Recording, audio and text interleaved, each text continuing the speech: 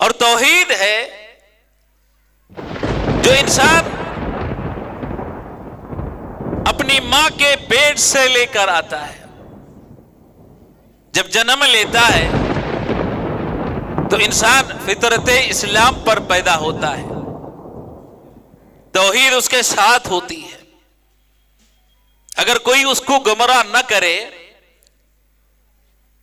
राह रास्त से न भटक जाए, तो अपनी असल फितरत यानी तौहीद पर बरकरार रहेगा। फितरत अल्लाह लती फतर अन्नास अलैहा, कि तौहीद अल्लाह की फितरत है जिस पर अल्लाह ने इंसानों को पैदा किया है। कुल्लु मौलूदिन युलदु अलल फितरा, कि हर बच्चा फितरत पर पैदा होता है, तौहीद पर जन्म लेता है। उसको गुमराह करते हैं उसके माँ बाप। यहूदी हैं तो यहूदी बना देते हैं, ईसाई हैं तो ईसाई बना देते हैं, मजूसी हैं तो मजूसी बना देते हैं। अगर गुमराह न किया जाए तो वो तौहीद पर बरकरार रहता है। तौहीद है जिस पर अल्लाह ताला ने अहद व पैमान लिया। सारी मखलूकात को अल्लाह ने आदम अलैहिस्सलाम की पीठ से निकाला, अहद लिया, अलस्तु बिरब्बिकुम, क्या मैं तुम्हारा परवरदिगार नहीं, क्या मैं तुम्हारा हकीकी माबूद नहीं। सारे लोगों ने एतराफ किया कि तू हमारा रब है, तू हमारा माबूद हकीकी है। यह अहद व पैमान इसलिए लिया गया कहीं लोग क़ियामत के दिन ये न कहने लगे कि हमें कुछ पता नहीं। इमाम अहमद इब्न हंबल रहिमहुल्लाह फरमाते हैं, अगर कोई आदमी इस हाल में दुनिया से रुखसत होता है, इस हाल में दुनिया से जाता है कि तौहीद का खजाना, तौहीद की नेकी उसके साथ ही जमीन भर गुनाह लेकर अल्लाह से मुलाकात करता है, तो तौहीद की नेकी के साथ मरने वाला कभी शर्म में नहीं रहेगा, कहीं बुराई नहीं देखेगा। अल्लाह ताला अपने रहमत से, अपने फजल, अपने एहसान से उसके सारे गुनाह माफ कर देगा। ये हुस्न खातमा की निशानी है कि कोई आदमी तौहीद की नेकी के साथ सही हदीस लेकर दुनिया से रुखसत हो जाए, दुनिया से चला जाए। अल्लाह के नबी अलैहिस्सलाम ने मुआज़ इब्न जबल रज़ियल्लाहु ताला अन्हु की हदीस में इसी की तरफ इशारा किया, मन कान आखिरु कलामिही ला इलाहा इल्लल्लाह दखल अल जन्नह, जिसका आखिरी कलाम ला इलाहा इल्लल्लाह होगा वो जन्नत में दाखिल। ఖురాన్లో స్పష్టంగా ఎన్నో చోట్ల మనకు సృష్టికర్త యొక్క లక్షణాలు ఏవైతే ఉన్నాయో ఆ అన్ని లక్షణాలు అల్లాహ్ తబారక్ వ తఆలాలో ఉన్నాయని స్పష్టంగా అల్లాహ్ తబారక్ వ తఆలా మనకు తెలియజేశాడు. సోదరులారా, చాలా మంది నమ్ముతారు సృష్టికర్త అయితే ఒక్కడే అని, కానీ ఆరాధన విషయానికి వస్తే ఆయన మనకు ఈ మంచి చేశాడు కాబట్టి మేము ఆయన్ని ఆరాధిస్తున్నాము, ఆయన చాలా మంచి వ్యక్తి కాబట్టి మేము ఆయన్ని ఆరాధిస్తున్నాము అంటే వారు సృష్టికర్త ఒక్కడే అని నమ్ముతున్నారు. కానీ ఆరాధన విషయానికి వస్తే ఒక్కొక్కరు ఒక్కొక్క దారిపై వెళ్ళిపోతున్నారు. ఆయన చాలా పెద్ద వలి, ఆయన చాలా మంచి మనిషి, అందుకనేసి మేము ఆయన దగ్గర వెళ్తున్నాము. ఆ వ్యక్తి ఏమి చేస్తారు, మా సిఫారసు అల్లాహ్ తబారక్ వ తఆలా దగ్గర చేస్తారు. ఫులానా ఆయన ఒక అవతారం, అందుకని ఆయన దగ్గర వెళ్ళి మేము ఆయనకు ప్రార్థన చేస్తున్నాము, ఆయనకు ఆరాధన చేస్తున్నాము. ఈ అన్ని విషయాలు మానవులు చెప్పేసి సృష్టికర్త ఒక్కడు అని నమ్మిన తరువాత కూడా ఆరాధన విషయంలో వాళ్ళందరూ వేరే వేరే అయిపోతున్నారు. సోదరులారా, ఎవరైతే సృష్టికర్త అని మనం నమ్ముతున్నామో, ఎవరిని అయితే సృష్టికర్త అని మనం నమ్ముతున్నామో ఆయనే ఆరాధనకు అర్హుడు.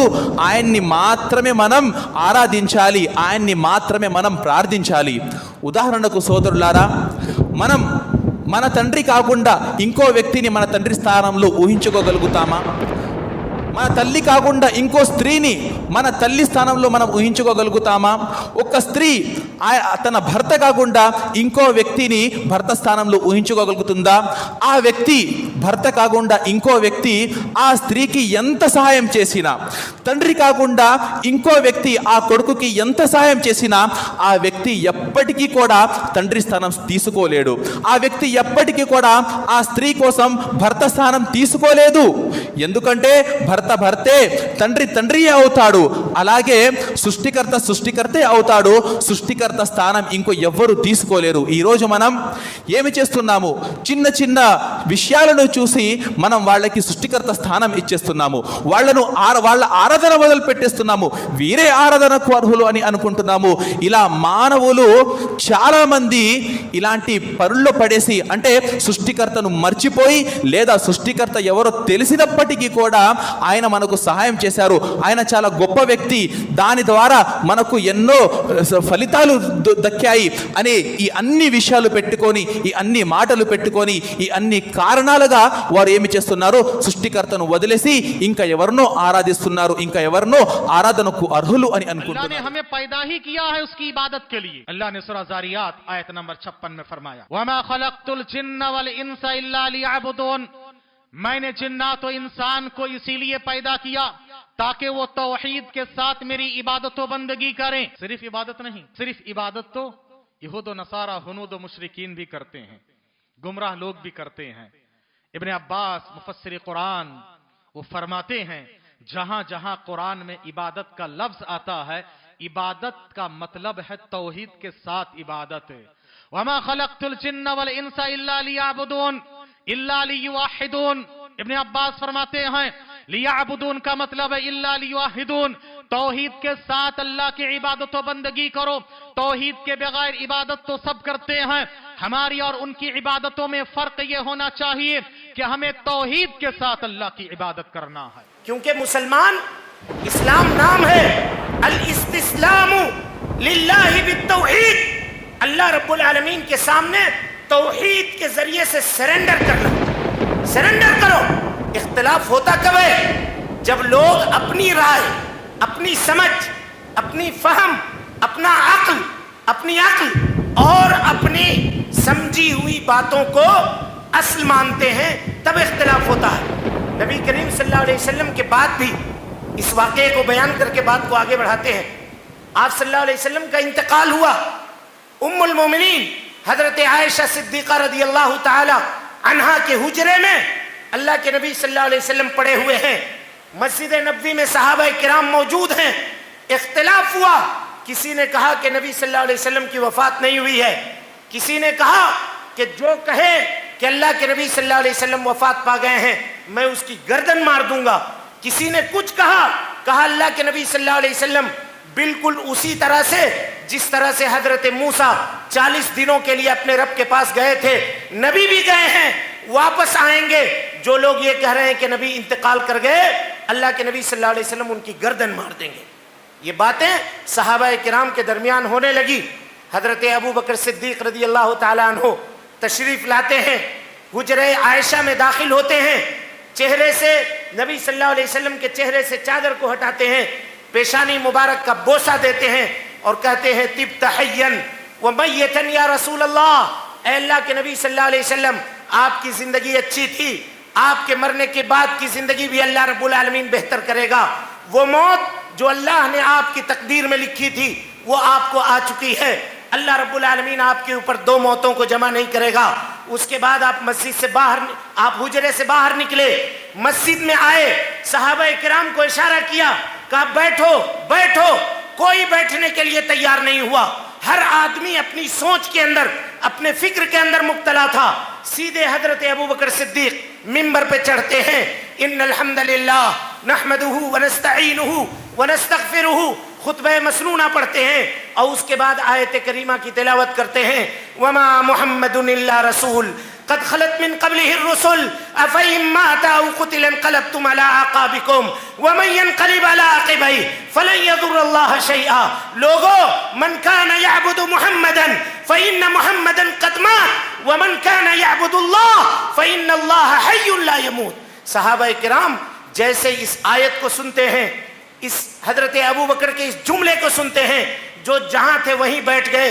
कहा अबू बकर, यूं महसूस होता है कि ये आयत आज ही नाजिल हुई है, हम सब के सब सरेंडर करते हैं.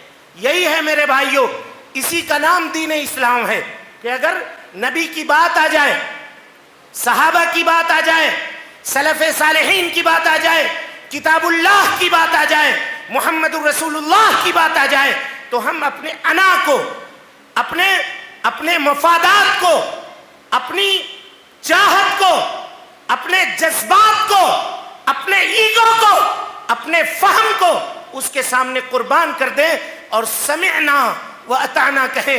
इन्नमा कान कौलल मुमिनीना इदा दुऊ इलल्लाहि व रसूलिही अन यकूलू समिअना व अताना। मोमिनों का मामला तो यह है कि जब उनको अल्लाह और उसके रसूल की तरफ बुलाया जाता है तो वो कहते हैं हमने सुन लिया और हम ईमान ले आए, हम उसके ऊपर इताअत करने वाले बन गए, हम उसके ऊपर फरमाबरदार बन गए। ये एक मुसलमान का मेरे भाइयों अमल है और ये एक मुसलमान का अल्लाह के नबी वहां के लोग अपने बादशाह का सजदा कर रहे हैं, आप इजाजत दीजिए, वो तो एक मुल्क का बादशाह है, आप तो पूरे कायनात के पैगंबर हैं, अगर आप इजाजत देंगे उससे भी बड़ा रुतबा मुकाम इज्जत हमारे दिलों में आपका है, हम आपका सजदा करना चाहते हैं। नबी ने क्या कहा? खबरदार, मेरा सजदा करना तो दूर की बात, मेरे मरने के बाद मेरी खबर का भी सजदा नहीं करना, बोले अल्लाह के नबी। और क्या बोले? ऐ मेरे उम्मतियों, ये कान खोल कर सुन लो, पहले के जमाने में सजदा ताज़ीमी जायज था, लेकिन मेरी उम्मत के अंदर अल्लाह ने सजदा ताज़ीमी को हराम कर दिया। सजदा ताज़ीमी का तो खदम बोसी, चाहे उसका नाम जो भी आप दे लो, सजदा तो सजदा ही करते हैं लेकिन उसका नामा अलग अलग देते हैं। ये कदम बोसी, ये चादर बोसी, वो पत्थर बोसी, ये मूर्ति बोसी, वो क्या तो भी नामा दे लो। अल्लाह के नबी कहते ऐसे तमाम सजदों को अल्लाह ने हराम करार दे दिया। अगर मेरी उम्मत में वो सजदा ताज़ीमी जायज़ होता, मेरी उम्मत में कदम बोसी जायज़ होता, तो मैं मेरी उम्मत के बीवियों को हुक्म देता वो अपने शोहरों का सजदा करे, लेकिन बीवियों को भी ऑर्डर नहीं कि अपने हस्बैंड का सजदा करें। अगर इजाजत होती तो बीवियों को ऑर्डर देता कि हस्बैंड का सजदा करें, सजदा ताज़ीमी, इज्जत वाला, ताज़ीम वाला, लेकिन वो भी अल्लाह ने हराम कर दिया। अब एक कीचक सजदा है, वो अल्लाह का सजदा, सिर्फ और सिर्फ अल्लाह का सजदा। अल्लाह के सजदे के अलावा ना किसी खबर का, ना किसी मूर्ति का, ना किसी दरगाह का, ना किसी पत्थर का, ना किसी दरख्त का, किसी का भी सजदा जायज़ नहीं। अब जो लोग सजदा करते हैं और वो ये समझते हैं कि ये हमारे लिए वसीला बनेंगे, सिफारिशी बनेंगे, कैसे बनेंगे? क़यामत की सिचुएशन अहादीस में उठाकर ज़रा पढ़ लीजिए। क़यामत का मैदान होगा, सारे उम्मती परेशान रहेंगे, सारे उम्मती डिस्कस करेंगे अब कहाँ हम जाएं, क्या हम करें। अल्लाह ताला इतनी बड़ी जलालत वाला, ऐसी बड़ी कुदरत वाला, हमारे गुनाह तो इतने ज़्यादा हैं, अगर हिसाब हमारा होगा हम सीधे जहन्नम में जाएंगे। चलो चलो, हम अपने गुनाहों से माफ़ी मंगाने के लिए, अपने आप को जहन्नम से छुड़ाने के लिए किसी के पास जाकर ज़रा रिक्वेस्ट करा देंगे। उम्मती डिस्कस करेंगे और वो लोग मिलकर जाएंगे आदम अलैहिस्सलाम के पास। आदम अलैहिस्सलाम कहेंगे मैं कुछ नहीं कर सकता, नूह अलैहिस्सलाम के पास चले जाओ।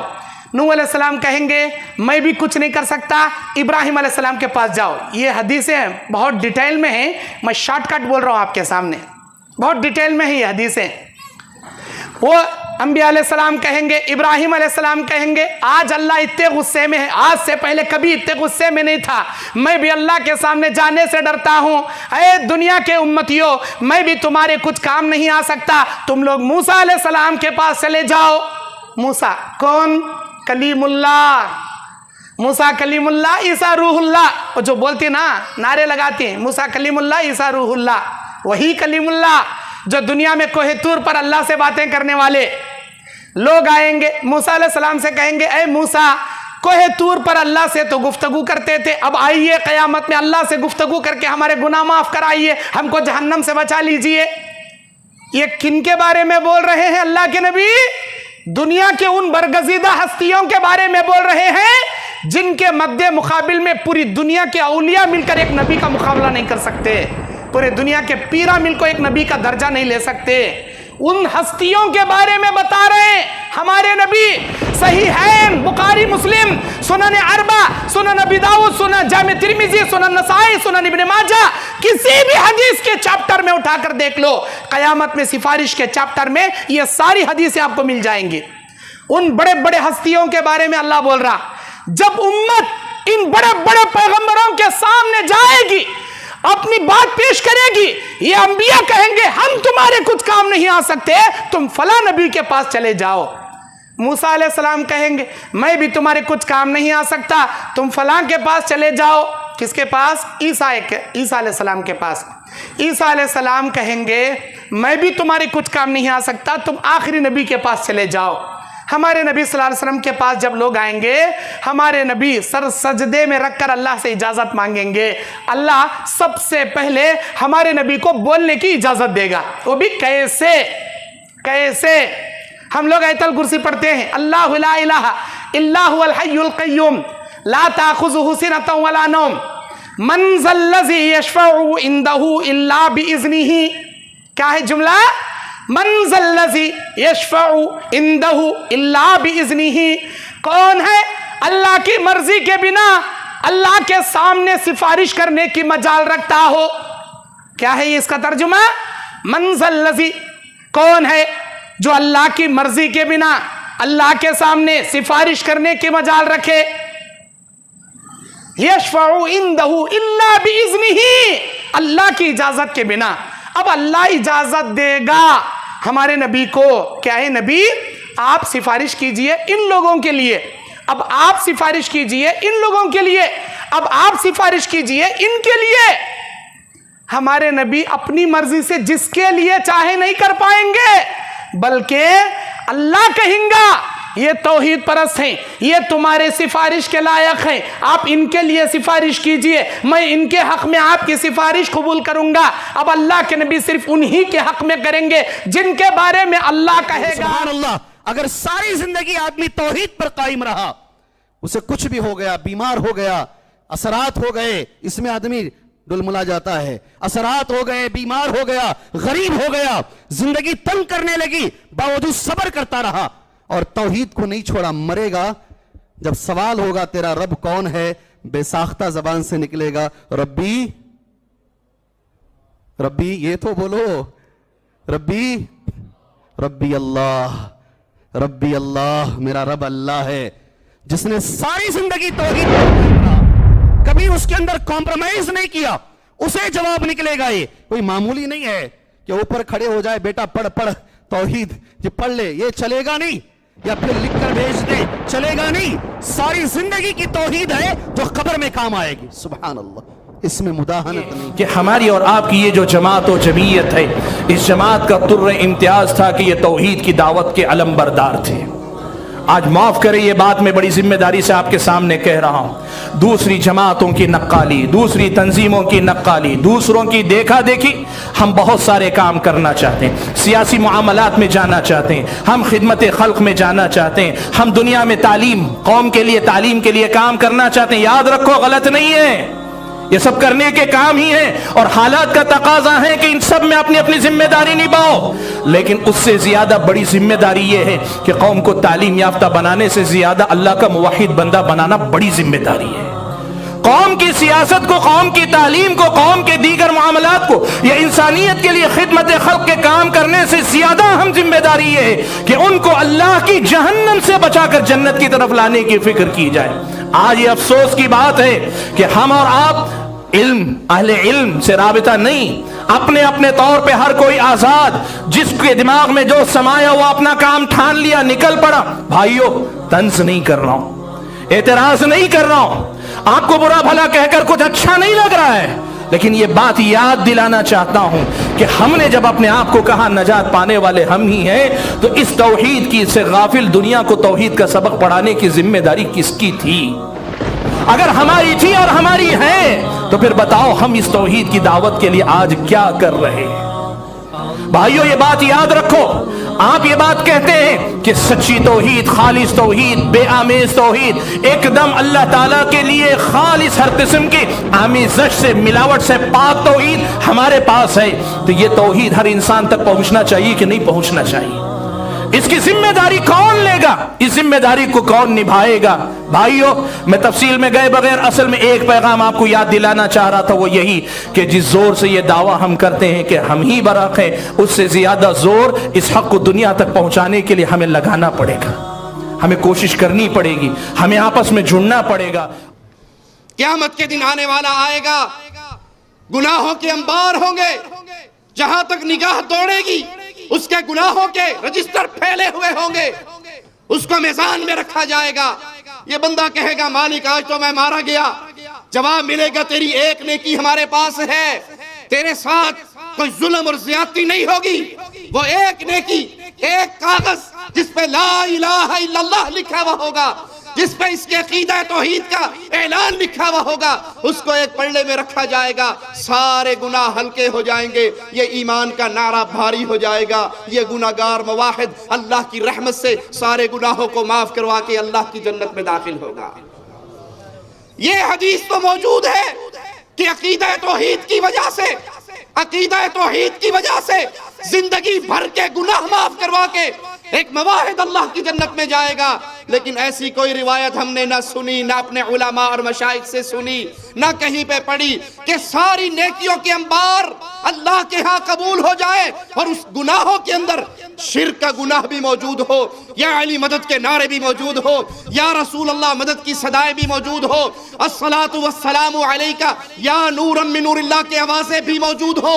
लेकिन उसकी नेकियों की वजह से, उसके हज की वजह से, उसके जिहाद की वजह से, उसके क़िताल की वजह से, उसके मार्टों की वजह से, उसके माल के खर्च की वजह से उसका ये गुनाह छुपा दिया जाए और नेकियों की वजह से वो जन्नत में चला जाए। अल्लाह की कसम, दुनिया भर की नेकियां हो, लेकिन अगर शिर्क का जर्रा मौजूद है, अल्लाह के यहाँ सारी नेकियां रेत बनाकर उड़ा दी जाएंगी और उसको मीज़ान में तोला नहीं जाएगा। अल्लाह की कसम, रब्बुल आलमीन ने अगर आपको गरीब बनाया है, फकीर बनाया है, कंगाल बनाया है, बीमार किया है, माजूर किया है, मजबूर किया है, लेकिन अगर तौहीद से माला माल किया है तो आप इस दुनिया के अमीर शख्स हैं। आप कोई कमी नहीं हुई है। अल्लाह अकबर। तौहीद ना हो और आप अमीर हैं, बंगले वाले हैं, गाड़ियां हैं, फला है, कितने साल जी लोगे? ये 50-60 साल की जिंदगी, और वो भी तकारुबे ज़मान के इस दौर में, क़ियामत के करीब, जब साल महीनों की रफ्तार से गुजर रहे, महीने अय्याम की रफ्तार से गुजर रहे, इस तकारुबे ज़मान के दौर में ये 60 साल 70 साल जिंदगी क्या माना और क्या हिसाब रखती है? आपको कुछ नहीं मिला है। तौहीद की नेमत अगर मिली हुई है तो शुक्र अदा करो, कहो कि परवरदिगारा दुनिया की सबसे बड़ी दौलत तूने हमें दे दी है, शुक्र है तेरा। इसका एहसास होना चाहिए, और एहसास होने के बाद इस सरमाए तौहीद की हिफाजत होनी चाहिए। हिफाजत इस माने में कि इस दौलत को अपने आने वाली नस्लों तक मुंतकिल करने की सच्ची तड़प और फिक्र। हमें तौहीद की नेमत मिल गई, हमारी आने वाली नस्लों का क्या होगा, ये फिक्र जरूरी है, ये तड़प जरूरी है, और इस फिक्र और तड़प को लेकर अल्लाह से दुआएं करना जरूरी है। जो लोग अपनी आने वाली नस्लों के अकीदे की फिक्र लेकर तड़पेंगे, फिक्रमंद होंगे और अल्लाह से दुआएं करेंगे, रब्बुल इज्जत उनकी नस्लों को ज़ाय नहीं करेगा।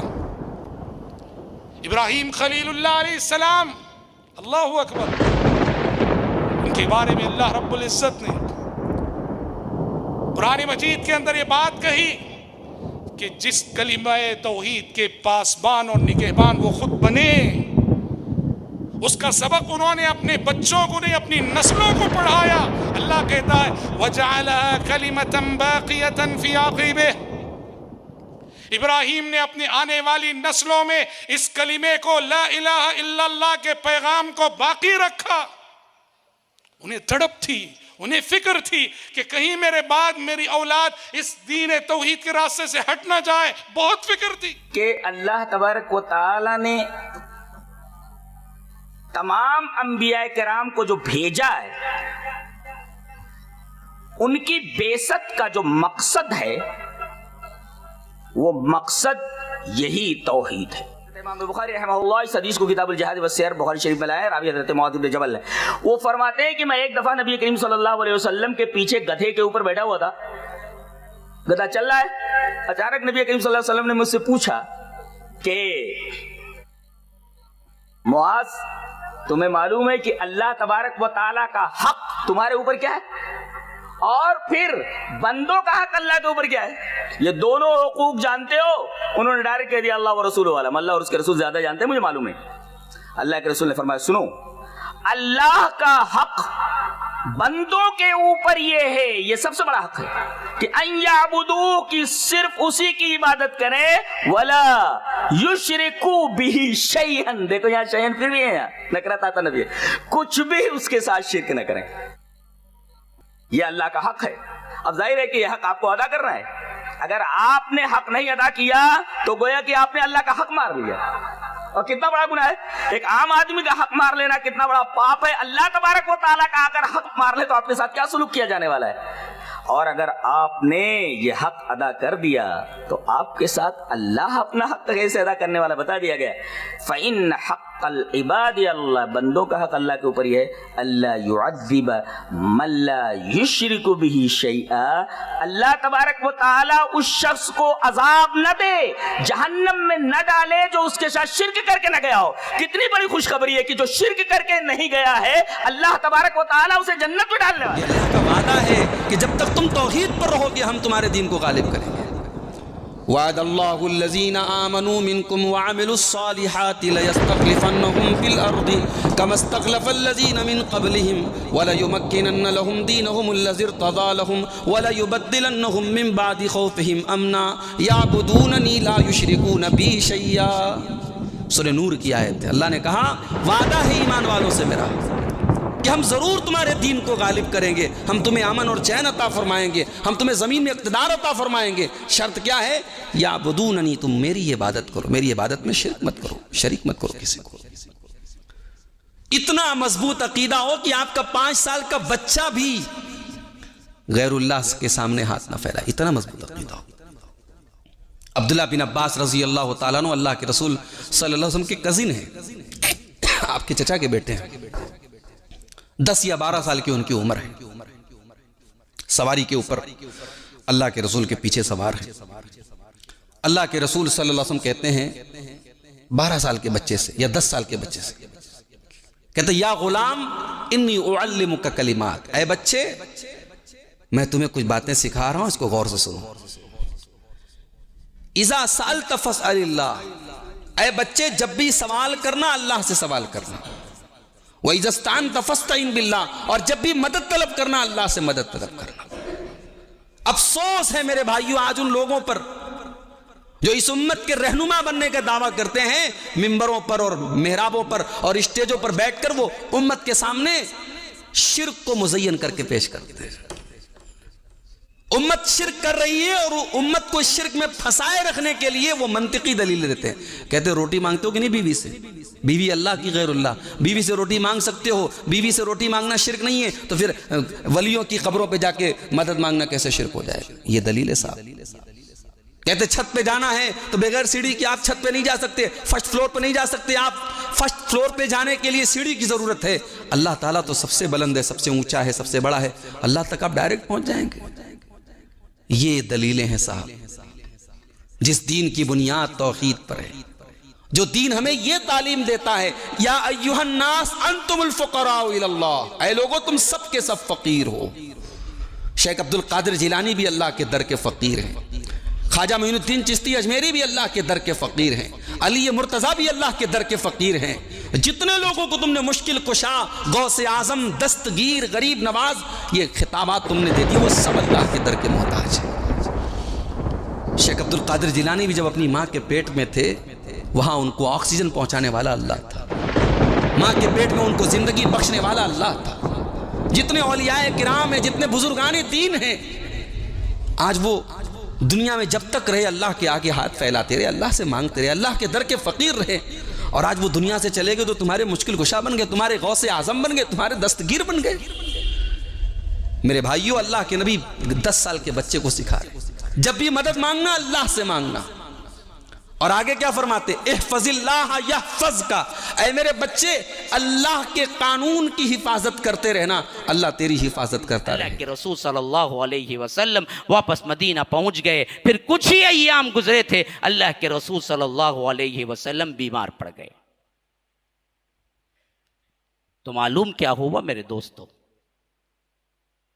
حج اللہ کے رسول صلی اللہ علیہ وسلم کو آخری میں کرایا گیا اور بتانا مقصود یہ تھا کہ تمام عالم اسلام کو توحید کی جو دعوت لے کے اٹھے تھے وہ پوری ہوئی، اور اس کے بعد اب اس توحید کی دعوت کی ذمہ داری دنیا کے کونے کونے تک پہنچانا آنے والے نسلوں کے لیے ہے۔ اسی لیے فرمایا کہ بلغوا عنی ولو آیا، میری طرف سے ایک آیت ہی کیوں نہ ہو، اگر پہنچی ہو تو بتاؤ۔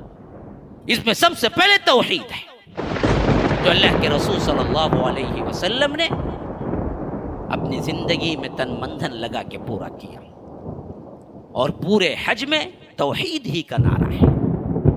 تلبیہ کیا ہے جی؟ لبیک لبیک اللہم لبیک لبیک لا شریک لک لبیک، حاضر ہوں اے اللہ میں حاضر